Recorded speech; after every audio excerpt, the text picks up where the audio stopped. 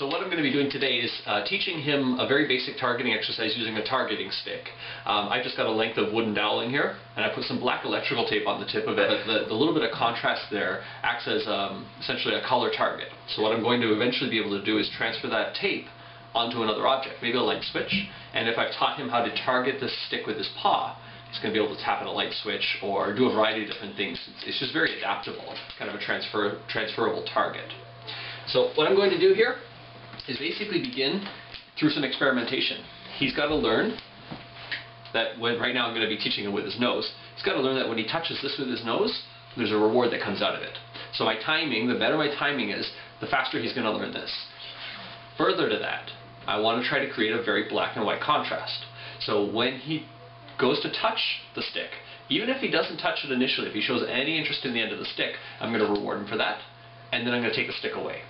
So basically what happens is during the early phase of training, he's naturally going to be drawn to the stick because it's new, and dogs are curious about new things.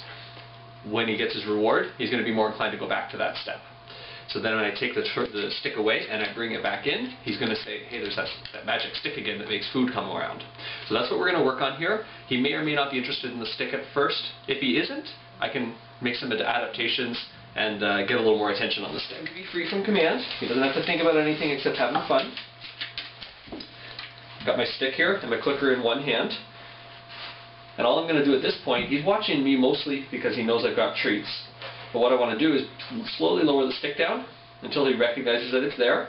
And any interest at all he shows in that stick is going to get a click. Very good, chap. So then I pull the stick away, out of reach, and I'm going to do that again.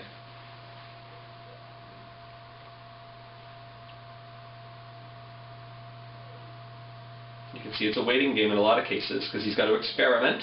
He's got to figure out what works.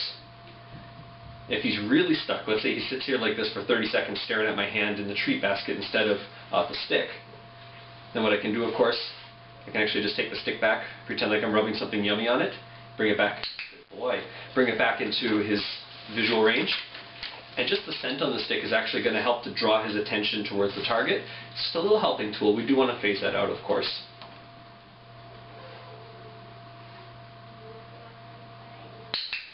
Good job.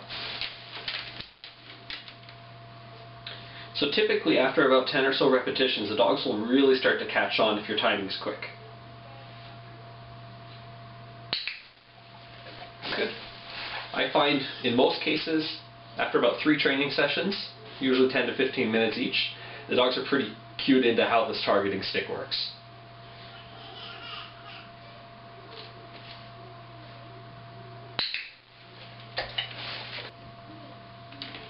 Good boy. I was a little late on that click. I could have gone a little sooner, but I also wanted to see what he was sort of capable of doing if he was going to follow through on that thought process. Good. My timing was a little better that time. Good. So right now it's just clicking for him for any interest in the target. Doesn't matter if it's a lot or a little.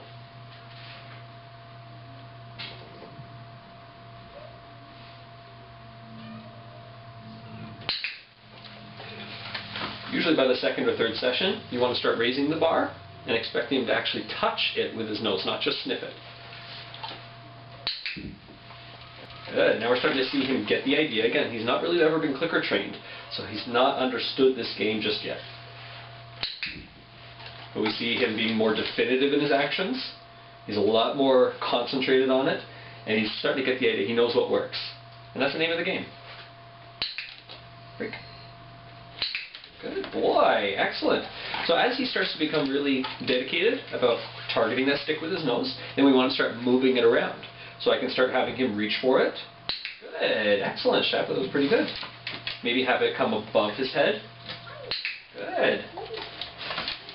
I can even practice having him do it a little lower, closer to the ground. Good job, chef. So there's a variety of ways you can do this. And again, right now I'm not giving any commands. I'm just having him target the stick and learning essentially how to learn.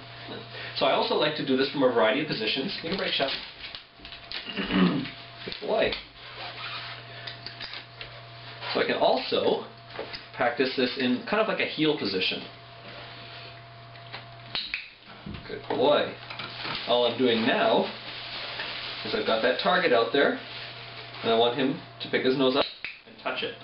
That's my finger, you. Watch it.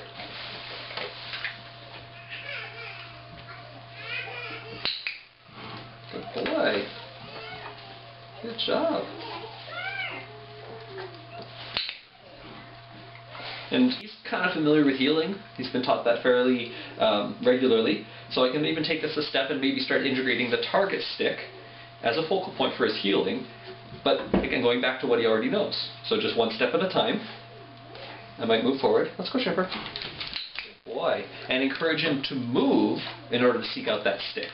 Now I like the idea of doing it with me moving, because what that does, let's go, Shipper. Good boy. Is it starts to really encourage him to think, I can move in order to grab that, to get my target, to get my reward. So this is just examples of, targeting exercise. Starting with a stick, you don't necessarily have to do this. You could do, there's a variety of ways to do it. But target sticks are just valuable because they're versatile. This is a fairly short one, great for preliminary training. As it gets better and understands more, I might make that stick a lot longer. Online you can even find retractable target sticks. There's no wrong way to do it. Again, this is just a piece of scrap doweling I had in the basement. What I'm going to do, of course, is show you a second phase of this, if you will, with a dog who's already seen some targeting exercises, and how we can start teaching the dogs to do some more advanced movements, all stemming from their understanding of how to touch something with their nose.